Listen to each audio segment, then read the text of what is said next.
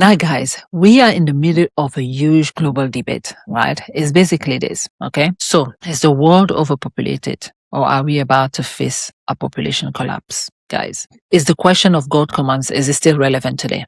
All right?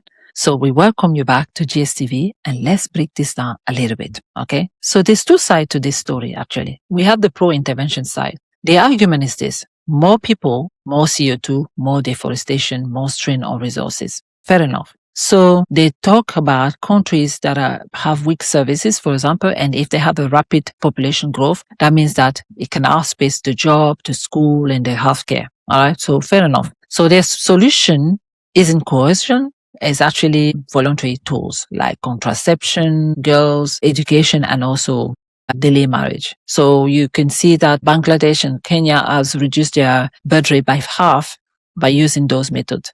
Now you have the anti-intervention side, right? So their argument, they say only people decide what they have to do with their body, not the government, okay? Because the history has shown that coercive policies often led to abuses, all right? So we agree with that. So they also point out that many countries now faces the opposite crisis. And it's true because in Korea and in Japan, Italy,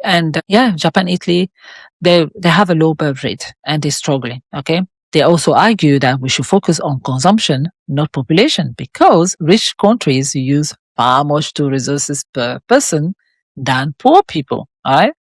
Which is fun, which is actually true. So where is this playing out today? For example, Nigeria has a high birth rate. So they're encouraging family planning on those countries using NGOs methods. So we have China, for example, that obviously after ending their one-child policy is struggling because they are offering incentives for people to have more children. And we have the EU and obviously Japan are spending billions on childcare, parental leave, and housing. So they're trying to raise their birth rates. So basically in Cairo in 1994, they decided that the global shift has been clear. So we need to probably stop the population control and just focus on reproductive health and human rights. Okay.